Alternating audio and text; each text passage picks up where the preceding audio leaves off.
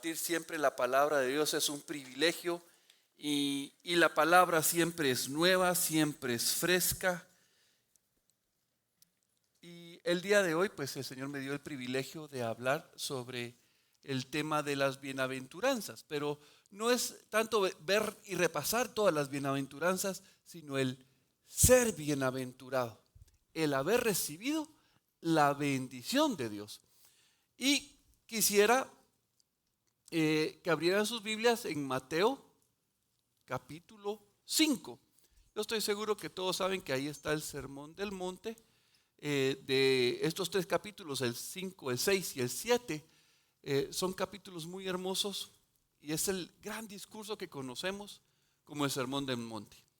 Y muchos predicadores han tomado porciones, han venido a este punto y seguirán viniendo muchos y predicarán respecto al tema. Vamos a comenzar en Mateo 5, versículo 1. Dice: viendo la multitud, subió al monte y sentándose vinieron a él sus discípulos. Y ahí nos detenemos. Y lo primero que quiero que hagan referencia es que Jesús está subiendo a un monte. Y se cree que fue en el área de Galilea, alrededor. No exactamente, no se tiene claro dónde fue, pero es uno de los discursos que también Lucas lo tiene registrado, no tan completo como lo tiene Mateo. Hay una discusión ahí que no creo que valga la pena entrar, porque unos dicen que sí, Mateo dijo, recolectó varios discursos y los metió todos ahí. Lucas los tiene. Miren, son cositas que tal vez no vale la pena.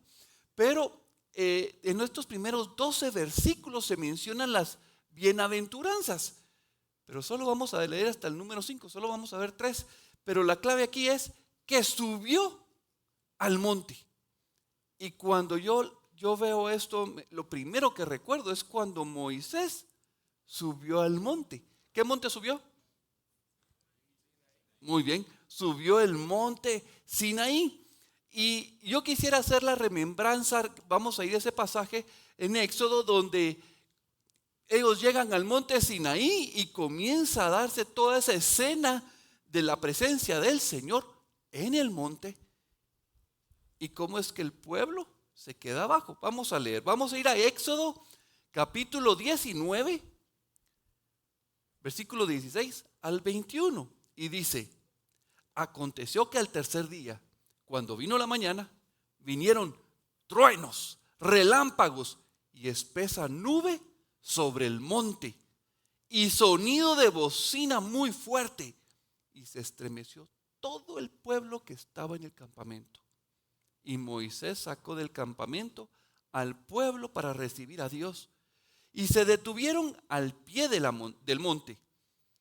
Todo el monte Sinaí humeaba, porque Jehová había descendido sobre él en fuego, y el humo subía como el humo de un horno, y todo el monte se estremecía en gran manera.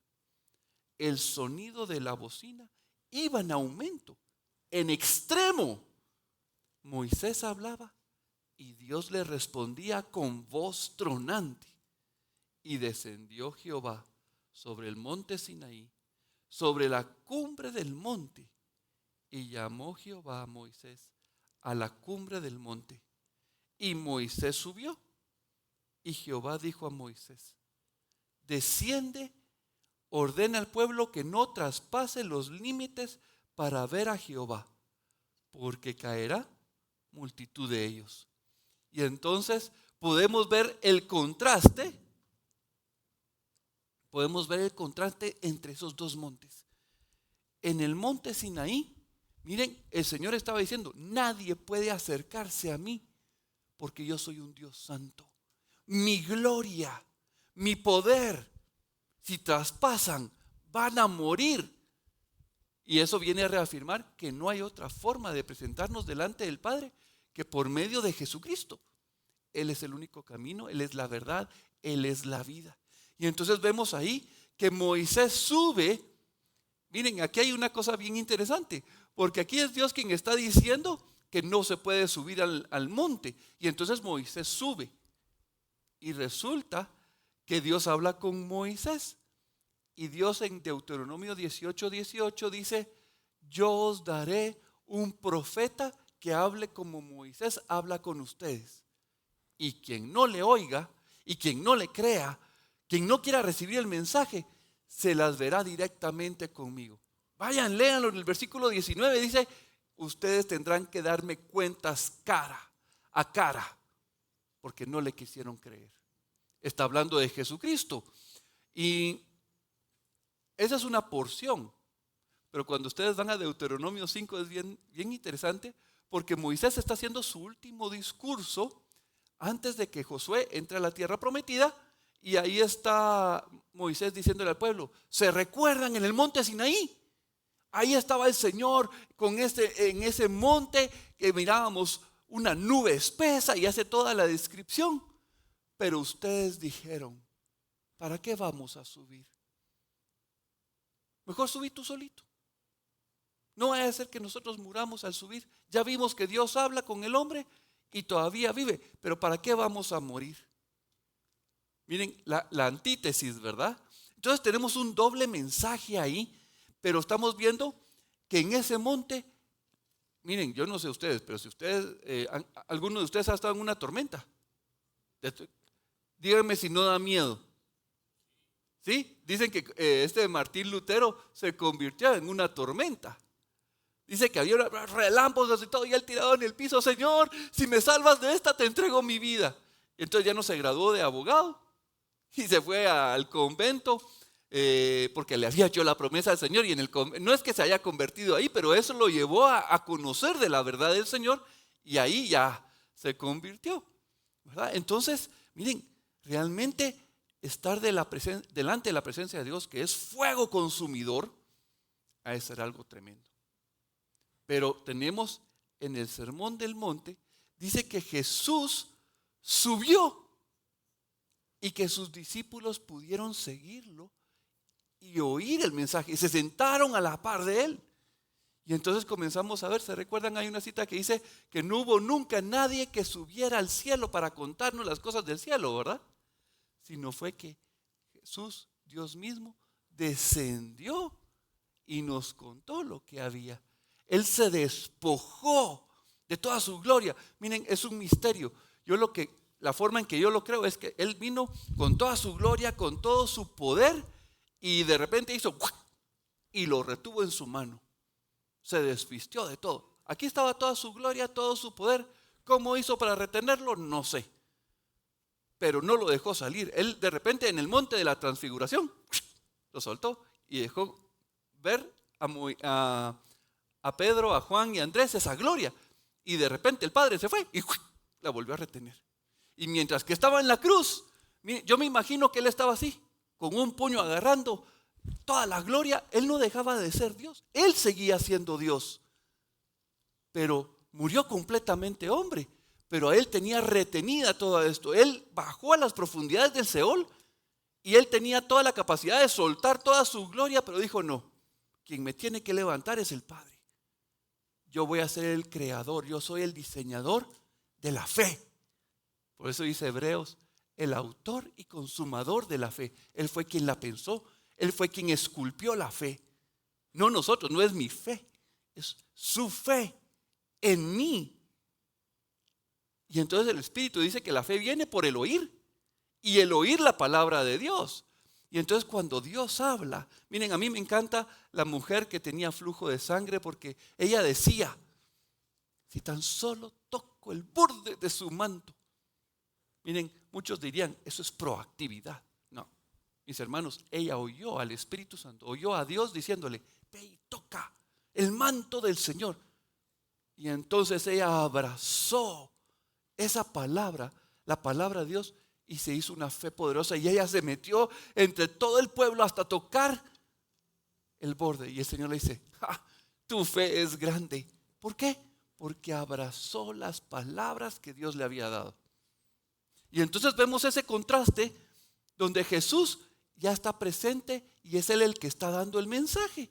Y veamos, si logran ver los dos escenarios, ¿verdad? Monte Sinaí y el sermón y en el monte donde estaba dando este sermón.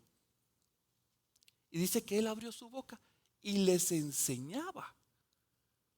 Y lo primero que dice es: bienaventurados los pobres en espíritu, porque de ellos es el reino de los cielos. Vamos a entrar a ver lo que es pobres de espíritu, pero vamos a comenzar con el tema de bienaventurados. ¿Y qué es bienaventurados? Bueno, en la concordancia Strong tenemos que es supremamente bendecido. O sea, si alguien dice, ¡ala, qué bendecidos! No, bienaventurado es supremamente, súper grandemente bendecidos. Otra forma de decirlo es, ¡qué afortunado! Cuando le decimos que alguien es afortunado, en buen chapín dirían, ¡qué suertudo!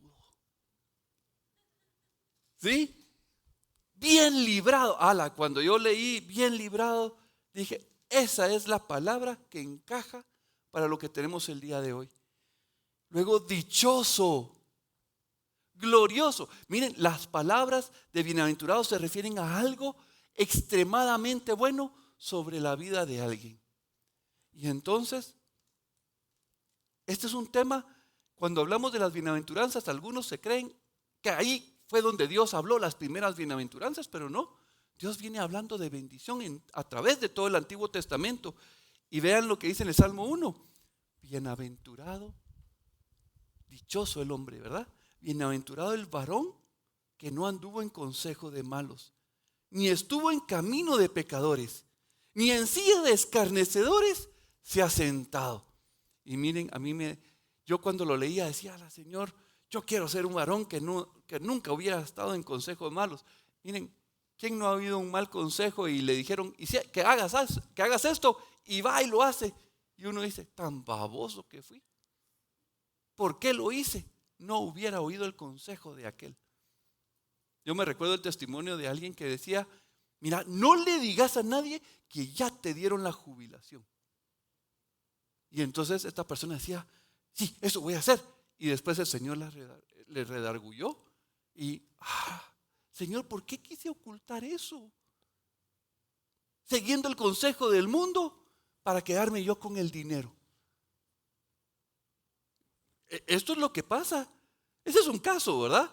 Pero dice, no estuvo en camino de pecadores. ¿Quién no ha pecado aquí? Todos. Entonces, yo ya voy fallando 2 de aquí. Y luego dice, bienaventurado aquel que ni se sentó en silla de escarnecedores. Miren, tal vez no le hemos torturado a alguien, pero estoy seguro que alguno ha pensado, ¡ay, que le caiga, que lo aplaste un tren!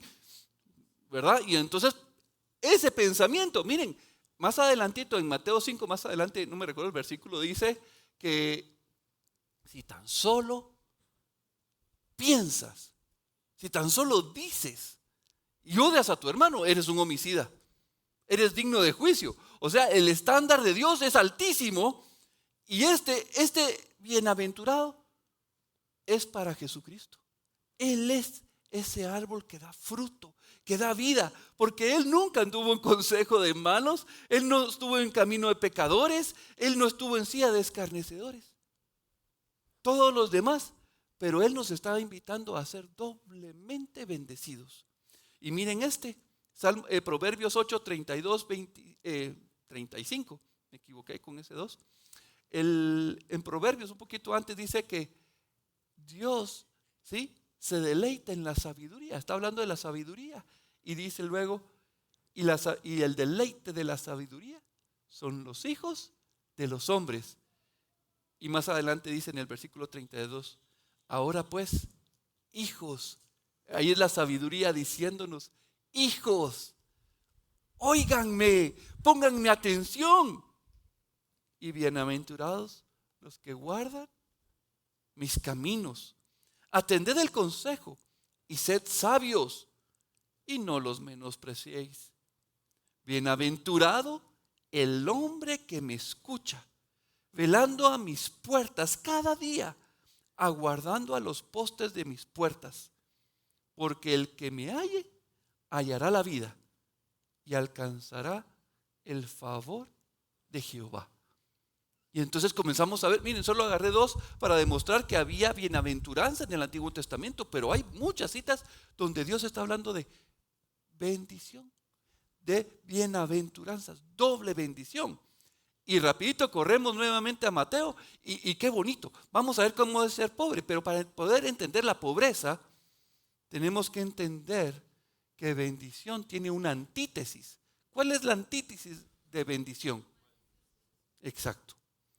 Y entonces, hay gente que es bendecida y hay gente que es maldecida. Me voy a ir a Génesis, y en Génesis 3, quien quiera puede ir a su Biblia y buscarlo.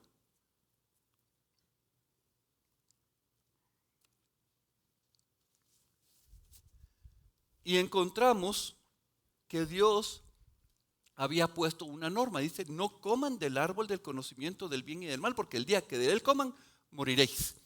Y entra la serpiente, entra con el engaño. Eva come, le da de comer a su esposo. Ellos se ven desnudos, tienen miedo porque oyen la voz de Dios y se esconden porque estaban desnudos. Y entonces Dios los busca y es que teníamos miedo. Es que estamos desnudos. ¿Quién te dijo que estabas desnudo? ¿Acaso comiste del árbol del conocimiento del bien y del mal que te dije que no comieras?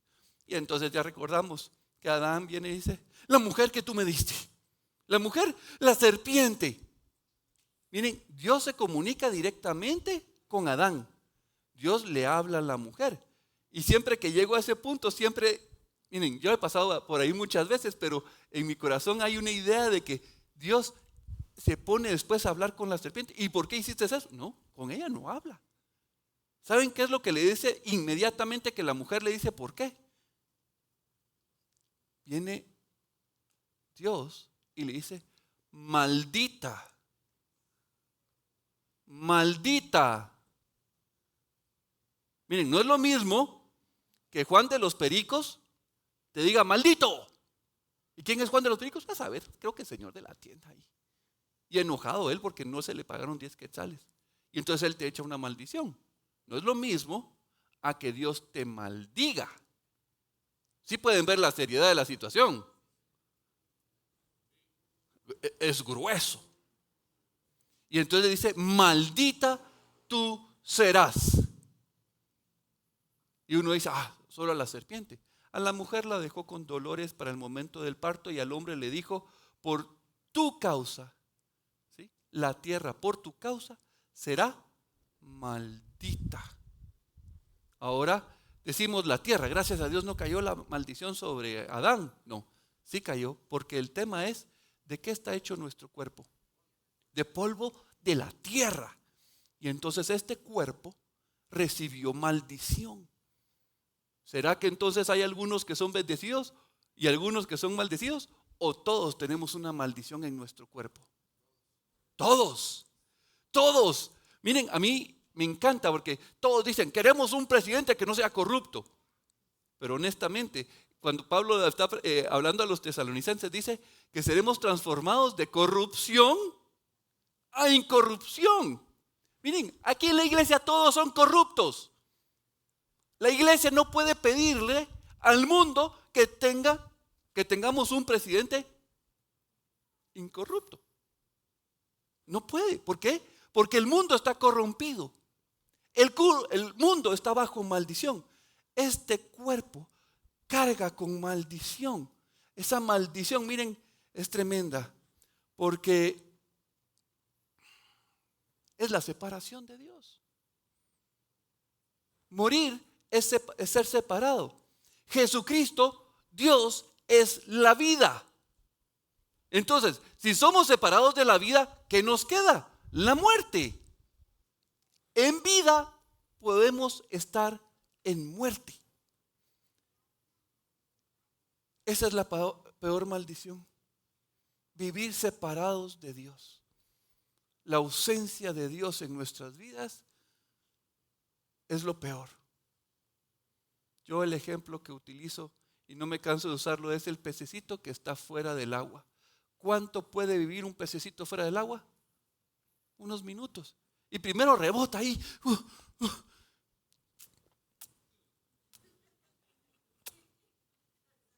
Nada más. ¿Cuál es nuestro ambiente? Es Dios. Fuimos creados para vivir en Él. Pero creemos que podemos vivir y sostener nuestras propias vidas sin Dios. Y entonces esa maldición, tenemos que entender que eso es lo terrible en la vida del ser humano.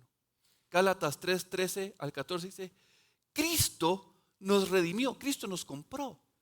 ¿De dónde? De la maldición, de la ley. Miren mis hermanos, no estoy hablando de los 10 mandamientos, porque los 10 mandamientos surgieron o lo fueron dados a Moisés. Pero cuando estamos hablando de esa maldición de la ley, fue la pronunciación de si comes, morirás. Y recibimos maldición, separación de Dios. Y dice, hecho por nosotros maldición. Jesucristo, que nunca había pecado, tomó nuestro lugar, tomó nuestra maldición y Él se hizo maldición. Porque escrito está, maldito todo el que es colgado en un madero. Para que en Cristo Jesús la bendición de Abraham alcanzase a los gentiles, a fin de que por la fe recibiésemos la promesa del Espíritu. Y entonces Jesús estaba predicando las bienaventuranzas y entramos rapidito, pero desconocemos. Miren, esa es la realidad. Cuando llegamos a los pies de Cristo, desconocemos la maldición que está sobre nuestras vidas. ¿Eres pecador? No, yo no he hecho nada malo. ¿Y por qué estás en la cárcel? Porque maté a una persona. Creo que Osberto nos contó una vez eso, ¿verdad?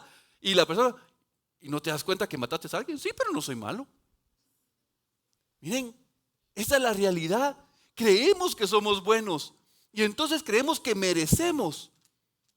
Pero cuando nos damos cuenta de la maldición que está sobre nuestras vidas, es donde comenzamos a vernos pobres. Comenzamos a darnos cuenta de nuestra pobreza, de esa falta de solvencia moral delante de Dios, que no podemos sostener nuestras vidas. Cuando estamos viendo al Señor directamente y vemos su santidad y nos vemos a nosotros, qué vergüenza. Se cae toda nuestra autosuficiencia, se desmorona como castillo de cartas. No tiene valor. Me doy cuenta de que no valgo por mí mismo. Me doy cuenta que no puedo cumplir la ley. Y entonces, miren, el darse cuenta que uno es pobre es ser bienaventurado.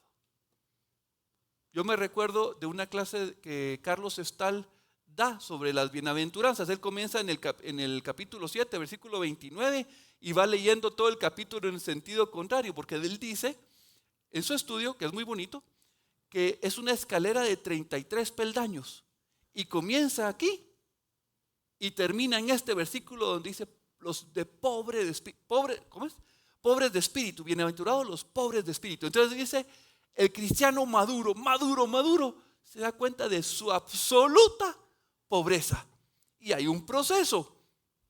Pero yo estoy comenzando desde este punto y muchos teólogos y otros predicadores han comenzado desde este punto. Y esta es una clave, porque aquí el tema es, cuando yo llego a los pies de la cruz de Cristo, me doy cuenta que soy pecador. No tengo el entendimiento de un cristiano maduro, pero me siento avergonzado y veo mi condición de muerte. Y comienzo a ver la pobreza de mi espíritu. Y eso es lo hermoso de la palabra.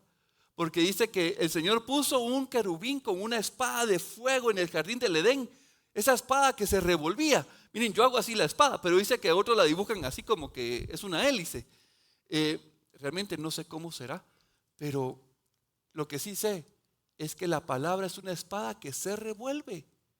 Y la espada puede comenzar en un punto y aterrizar en otro. No importa por dónde comencemos, la palabra, Jesucristo, tiene esa capacidad de convencer nuestros corazones de nuestra pobreza. De nuestra pobreza, de nuestra inutilidad. Y cuando yo veo esto, digo, Señor, yo me voy a hacer pobre de espíritu. esto no es algo que yo pueda hacer.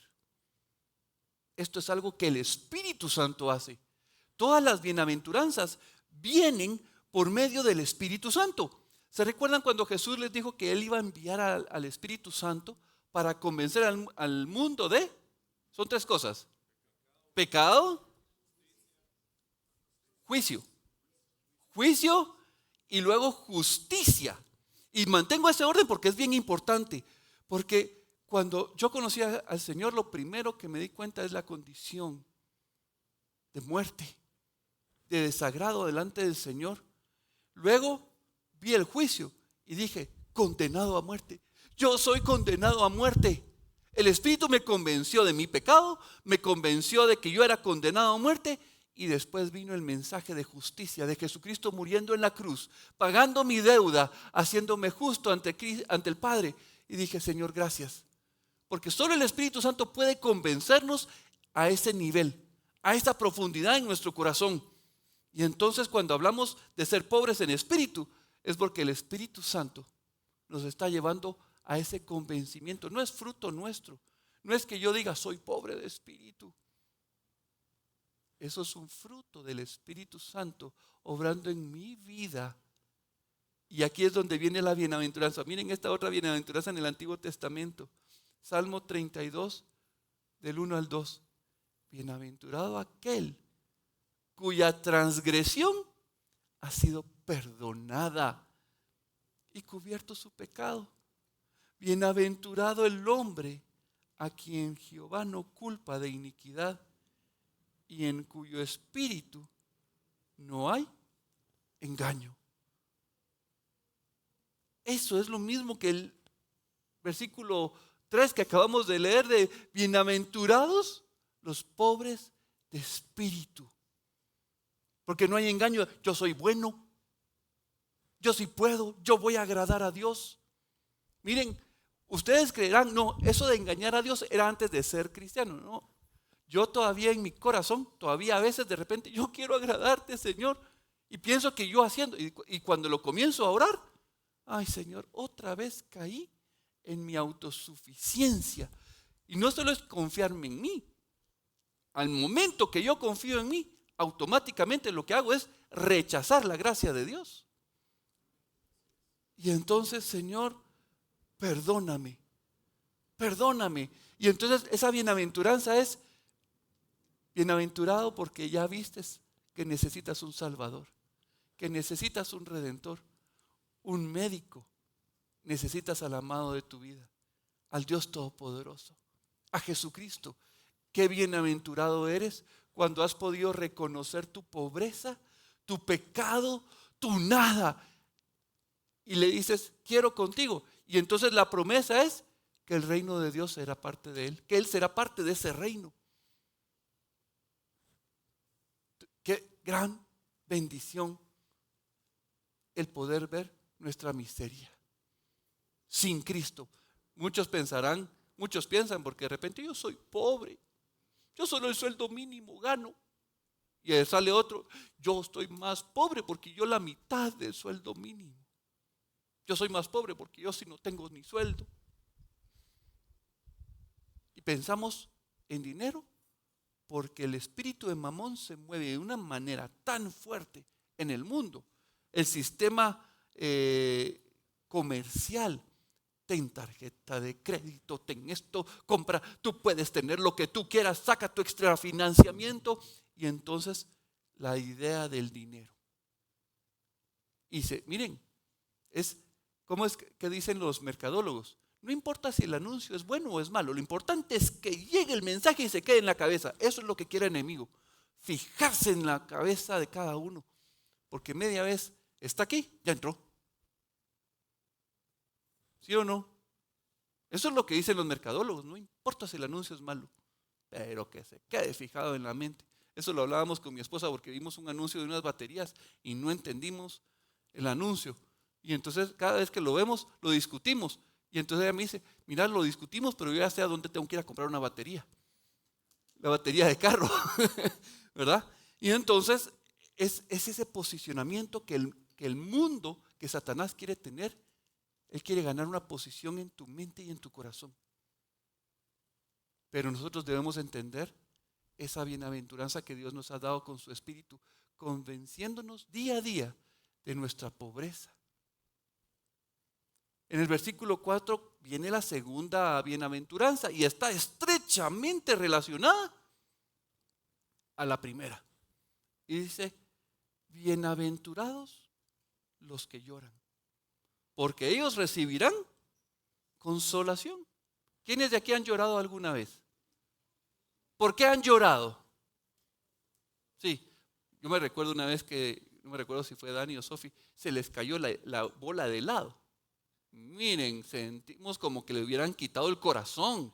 Lloraba con toda el alma. Y no solo ella, yo he llorado un montón. Cuando me robaron un carro, cuando sentía que había perdido. Y lloramos por cosas materiales, porque alguien me ofendió. ¿Les ha pasado? Pero aquí nos está hablando de algo mucho más profundo, porque la palabra de Dios está relacionada entre Dios y mi persona. Y Él es la mayor bienaventuranza. Si yo no lo tengo a Él, no tengo bendición. Entonces las bienaventuranzas están relacionadas con el Señor y nosotros. Y entonces, bienaventurados los que lloran, porque ellos recibirán consolación. Yo quisiera que fuéramos a 2 Corintios 7:10, abran su Biblia y subrayen, marquen esa cita. Yo tuve la oportunidad de orar por una persona esta semana y miren, no quería él hablar, y yo solo lo vi. ¿Qué te pasó? Sentate. ¿Querés que ore por ti? No quiero, me voy a ir. No, y estaba pero resistiéndose. Y entonces se comenzó a ir y de repente soltó sus cosas y dijo, no, ora por mí. Y le dije, bueno, oramos, y comenzó a llorar y a confesar algo que en su mente había pasado. Dice 2 Corintios 7:10, la tristeza que es según Dios produce arrepentimiento para salvación, de lo cual no hay que arrepentirse. Pero la tristeza del mundo produce muerte. Y aquí nos está hablando de dos cosas: arrepentimiento y remordimiento. El arrepentimiento me lleva a los pies de la cruz de Cristo y me hace ver, Señor, te ofendí, lastimé tu corazón, hice lo que es contrario a tus mandamientos, lo que es contrario a tus estatutos, a tu ley, a lo que tú amas. Hice lo contrario. Tú quieres que hable verdad y mentí. Tú quieres que no sea altivo. Señor. Y fue recontraaltivísimo. Fui prepotente. Tú querías que fuera humilde, misericordioso. Tú querías que amara. Y no amé. Y entonces, yo no sé quiénes de ustedes han pecado y sienten un dolor y una carga que ya no pueden más y necesitan llegar con el Señor y confesarlo. ¿Quién lo ha sentido? ¿Quién lo ha sentido en su corazón? Y entonces esa es la tristeza que Dios pone. Y cuando lloramos, miren, pidiéndole perdón porque fallamos, porque hemos perdido la bendición, esa gran y suprema bendición. Y resulta que cuando estamos llorando dice, eres bienaventurado porque puedes ver lo que está en tu corazón. Puedes ver la doblez. Puedes ver que no eres recto.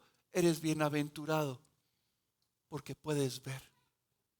Y yo quisiera que todos agarraran su Biblia y nos fuéramos al Salmo 6. Este salmo, siempre que lo leo, termino llorando, porque me muestra la realidad de mi corazón. Y me gusta porque realmente dice que bienaventurados los que lloran.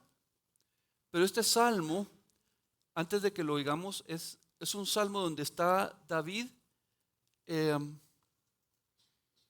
con su corazón. Él reconoce, si ustedes lo leen, él le está diciendo, mis huesos estoy enfermo hasta la médula, no puedo más.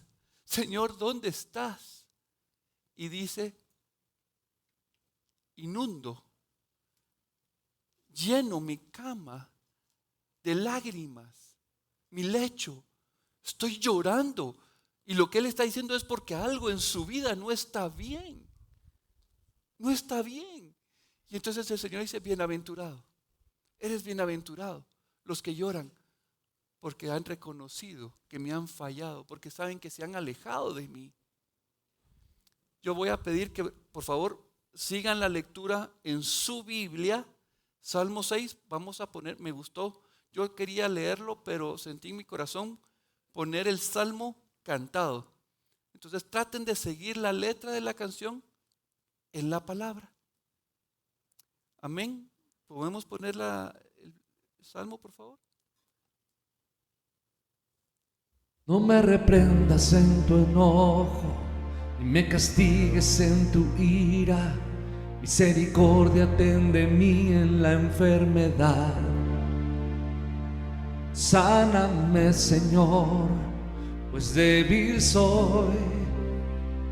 Sáname, Señor, pues desfallezco. Sáname, oh Señor, porque mis huesos se estremecen y mi alma también turbada está. Oh Señor, ¿tú hasta cuándo?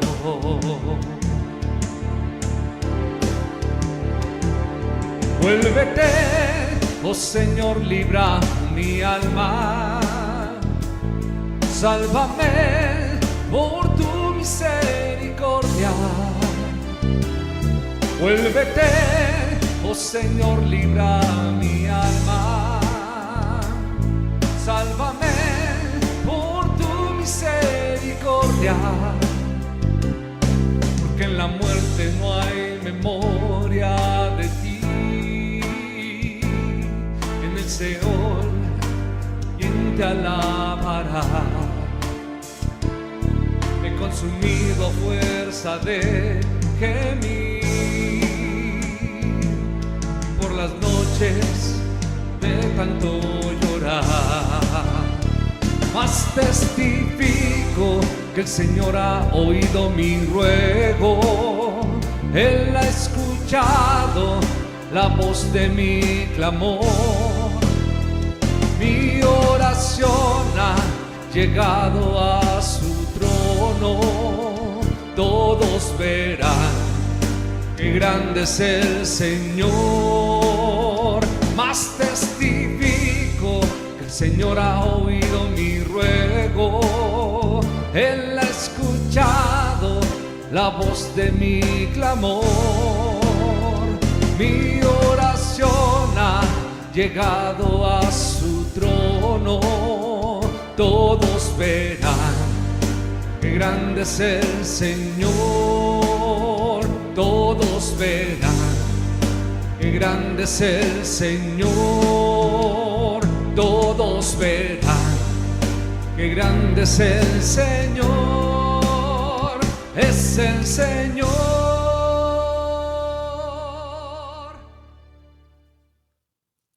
Este salmo fue escrito por un hombre que de verdad sentía la ausencia de Dios en su corazón. Señor, no puedo vivir sin ti. Me he consumido a fuerza de gemir. Todas las noches inundo de llanto mi lecho. Riego mi cama con mis lágrimas. Mis ojos están gastados de sufrir. Se han envejecido a causa de todos mis angustiadores. Los que me acusan. Miren, aquí hay un montón de acusadores. Mi papá me dice que son verdugos.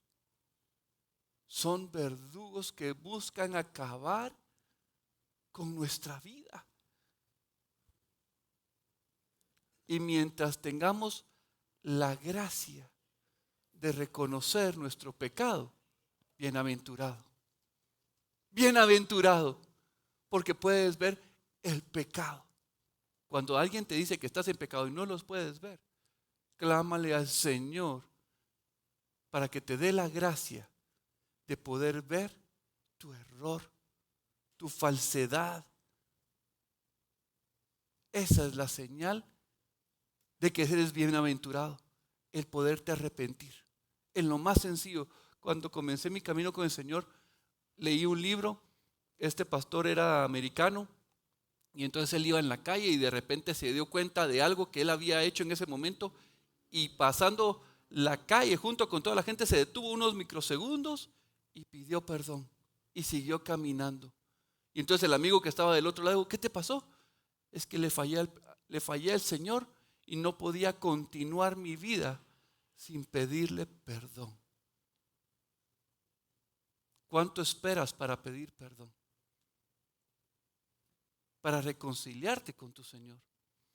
Y yo no quisiera que nos pasara esto. El Señor habla de un proceso, así como vamos en un proceso de santificación, ¿sí? Vamos cambiando, el Señor va transformando nuestras vidas. También hay un proceso de retroceso. Y ese proceso de retroceso se da cuando no permitimos que el Espíritu Santo obre en nuestras vidas. Dice Efesios 4:30, y no contristéis al Espíritu Santo de Dios, con el cual fuisteis sellados para el día de la redención. Miren, entristecer, contristar es entristecer. Comenzamos entristeciendo, pero el siguiente paso, en Hechos 7:51 dice, este es el discurso que dio Esteban hacia los fariseos y sacerdotes: duros de cerviz e incircuncisos de corazón y de oídos, vosotros resistís siempre al Espíritu Santo, como vuestros padres, así también vosotros. Entonces primero lo entristezco, luego lo resisto, y por último, miren, en 1 Tesalonicenses 5:19 dice, no apaguéis al Espíritu, porque lo siguiente que viene después de apagar el Espíritu es la blasfemia, la apostasía. La apostasía significa divorcio, separación. Y mientras tengamos ese arrepentimiento en nuestro corazón, bienaventurado. Si has perdido ese discernimiento del arrepentimiento, hoy tú puedes decirle: Señor, mueve mi corazón, rompe la dureza de mi corazón. Permíteme, Señor, arrepentirme. Y ¿han oído ustedes la canción? Bueno, sí la han oído porque la cantan como himno Julito y Osberto, ¿verdad? Esa que dice: cuando el Señor hiciere volver la cautividad. Me siento soprano yo ahí. Vamos a leerlo mejor. Salmo 126, 1-6 dice: cuando Jehová hiciere volver la cautividad de Sión, seremos como los que sueñan. Miren qué interesante, ellos estaban en Babilonia, pero ellos estaban añorando regresar a Jerusalén. Miren, comenzamos hablando de que este cuerpo es corrupto, pero esta corrupción no se ha ido. Incluso cuando Jesucristo vino a nuestra vida, todavía seguimos siendo corruptos. Hay una naturaleza contraria a la de Dios. ¿Y qué es el sueño que tenemos? El día de Jesucristo. Porque en ese día seremos transformados. Se terminará todo lo que es vano. Y entonces en ese día seremos libres. Y entonces nuestra mente es: Señor, cuando tú nos saques de este cautiverio. Por eso Pablo decía: ¿quién nos librará? ¿Quién nos librará? Gracias damos por Jesucristo. Y entonces seguimos. Seremos como los que sueñan. Yo sueño el día en que yo ya no tenga pleitos, yo ya no tenga celos, yo ya no tenga disensión. Miren, que yo ya no sea lo que brota de mi corazón. Porque del corazón salen todos los malos pensamientos, los pleitos, y todas las cosas. De aquí adentro. Entonces nuestra boca se llenará de risa y nuestra lengua de alabanza. Y entonces dirán entre las naciones: Grandes cosas ha hecho Jehová con estos. Grandes cosas ha hecho Jehová con nosotros. Estaremos alegres. Todavía lloramos, todavía sentimos aflicción. Yo quiero ser transformado, yo quiero ser cambiado. Y yo solo sueño con el día en que sea completamente libre. Estaremos alegres, dice. Haz volver nuestra cautividad, oh Señor, como los arroyos del Negev. Y esta es la parte que quería leer. Los que sembraron con lágrimas, los que han derramado su corazón y le han dicho: Señor, soy pecador. ¿Se recuerdan de Pedro? Apártate de mí, Señor, soy pecador. Apártate de mí, soy pecador. O como el leproso que debía de estar gritando: inmundo, soy inmundo, tengo lepra, soy falso, soy hipócrita. Señor, si quieres, no es si puedes, porque Él sí puede siempre. Señor, si quieres, límpiame. Y Jesús dice: quiero limpiarte. Los que sembraron con lágrimas, con regocijo segarán. Irán dando y llorando el que lleva la preciosa semilla. Miren, mis hermanos, vamos llorando, pero al mismo tiempo vamos dando la buena noticia a otros, predicando el evangelio, diciendo que Jesucristo se hizo maldito por ti y por mí, porque había un juicio, y ese juicio era contrario a nosotros. Es el juicio de Dios que dice que eres maldito. Si tú quieres permanecer en la posición de maldito, es una decisión personal, pero yo no quiero ser maldito delante de Dios. Mas volverá a venir con regocijo, trayendo sus gavillas. Ya no estamos bajo maldición, así es, pero bienaventurados los que podemos ver que estamos en un proceso y le estamos viniendo y poniendo. Miren, Jesús dijo a los fariseos, en la cita que está en final de Mateo, no me recuerdo exactamente, creo que es 24 o 25, en la cual dice: o caen sobre la roca o la roca cae sobre ustedes. Yo quiero caer sobre la roca, poniendo encima de ella todo lo que soy, reconociendo, pero que la roca caiga sobre mí es porque yo no confesé, no quise reconocer. Son dos posiciones: pongo o me cae, y el caer es juicio. Y en la siguiente bienaventuranza, no, esa tiene que ver, Dios mío, no la puse, fíjense. Quiero que por favor vayamos a Mateo 5:5.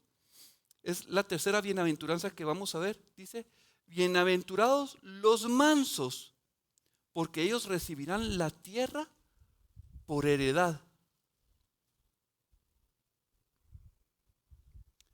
Y cuando hablamos de mansos, estamos hablando de gente humilde.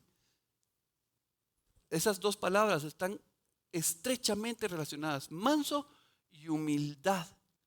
Dice que alguien explicaba la mansedumbre con un perro grandote, pero miren, enorme, y estaba sentado tranquilo y había un chihuahua a la par, un chihuahua, y le ladraba, y el grande no se inmutaba por nada, y se le tiraba el chihuahua y le quería morder, y el perrón solo jugaba con él como que sin nada. La mansedumbre tiene que ver con una gran fuerza, pero manteniéndose apacible, quieto. No se siente amenazado, no. El otro es chiquito, pero miren, haciendo de todo. Pero la mansedumbre es alguien que es grande y no se mueve. Y eso es lo que tiene que ver aquí. Vamos a ir hoy sí a Deuteronomio 7, versículos 7 al 10. Y dice: no por ser vosotros más que todos los pueblos, os ha querido Jehová y os ha escogido, pues vosotros eras el más, ¿qué dice? el más insignificante de todos los pueblos. Y paro. ¿Qué problema el que tenemos aquí?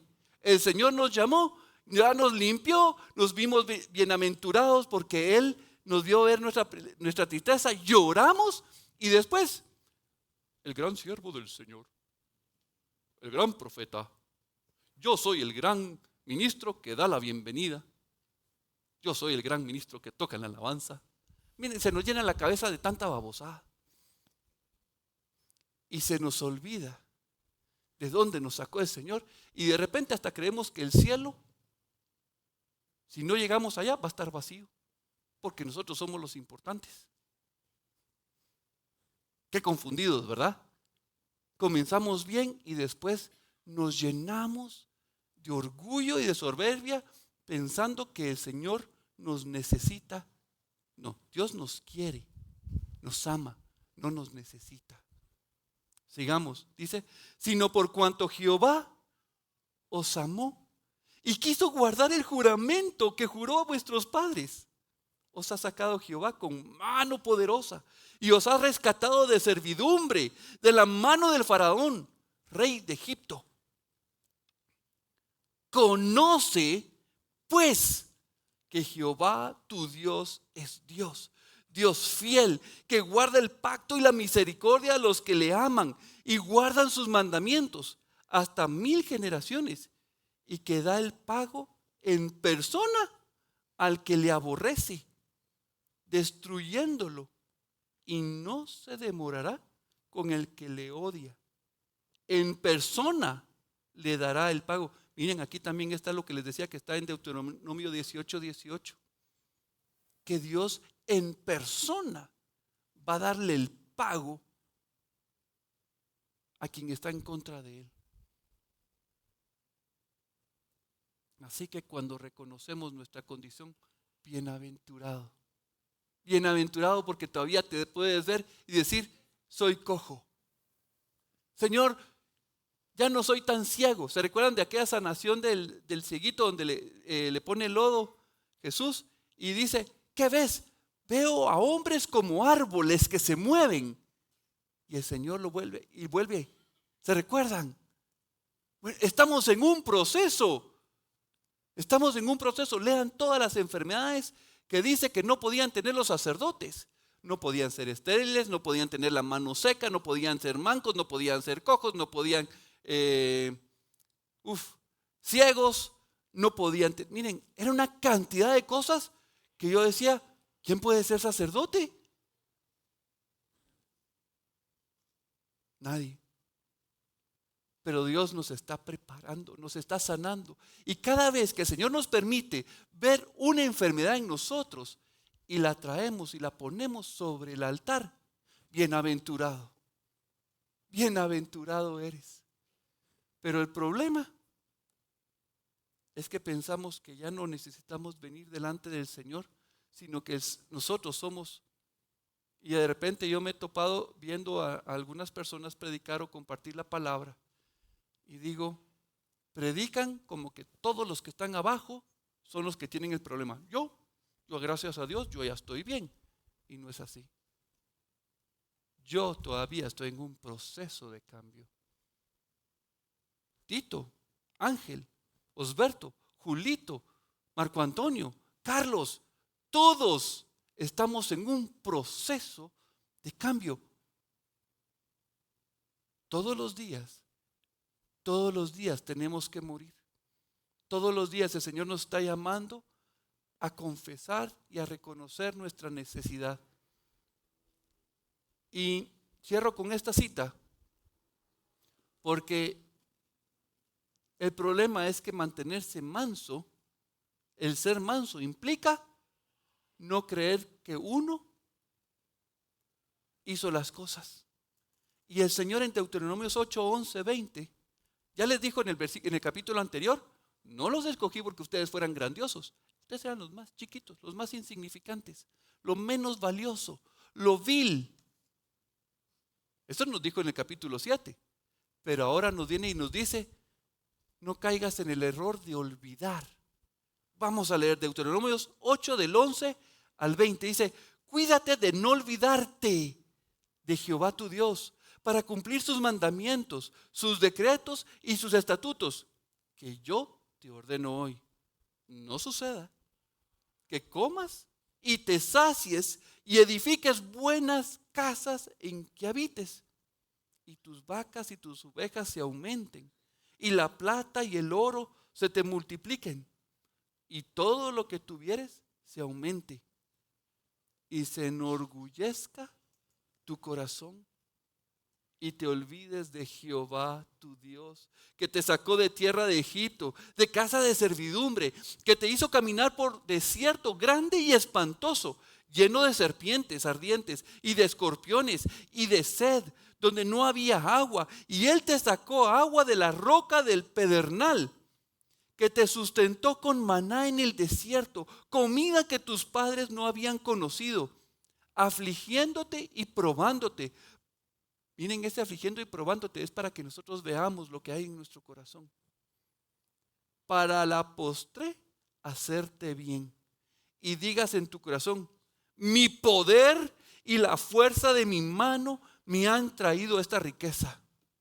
Sino acuérdate de Jehová tu Dios, porque Él te da el poder para hacer las riquezas, a fin de confirmar su pacto que juró a tus padres, como en este día. Mas si llegares a olvidarte de Jehová tu Dios y anduvieres en pos de dioses ajenos y les sirvieres a ellos, te inclinares, yo lo afirmo hoy contra vosotros, que de cierto pereceréis, como las naciones que Jehová destruirá delante de vosotros. Así pereceréis, por cuando no habréis atendido a la voz de Jehová vuestro Dios. Miren, solo con estas 3 bienaventuranzas es la vida constante del cristiano. Yo me recuerdo de la clase del tabernáculo donde preguntaban, vamos a ver si se recuerdan, ¿cuál es el mueble más frecuentado o más asistido? El altar de bronce y el lavacro. Porque antes de presentarnos al lavacro tenemos que limpiarnos y presentamos el sacrificio. Hay que presentar, miren, en esos 2 lugares constantemente vamos, nos limpiamos, presentamos, vamos, nos presentamos todo el tiempo. Todo el tiempo tenemos que estar delante de Dios. Y cada vez que confesamos nuestro error, cada vez que confesamos nuestra transgresión, nuestra culpa, miren, bienaventurados. El día que retienes algo, como dice el salmista, el día que callé, pesaba tu mano sobre mí.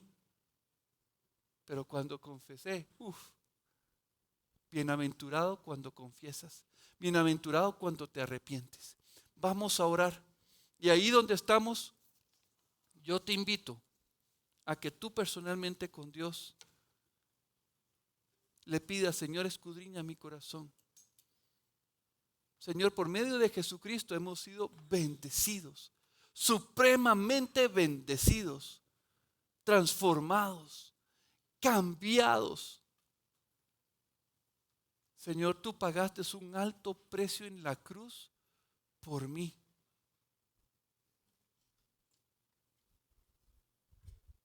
Señor, yo no quiero menospreciar tu sacrificio. Al guardar, al esconder, al querer fingir demencia con mi transgresión, con mi pecado, hoy quiero venir delante de ti, Señor, y pedirte perdón. Señor,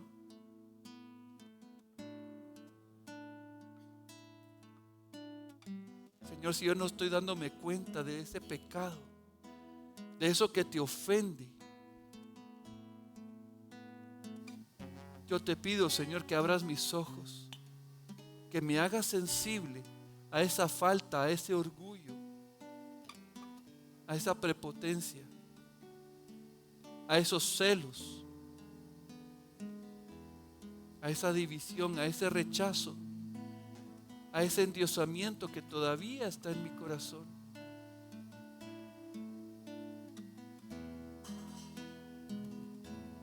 No quiero quedarme atado.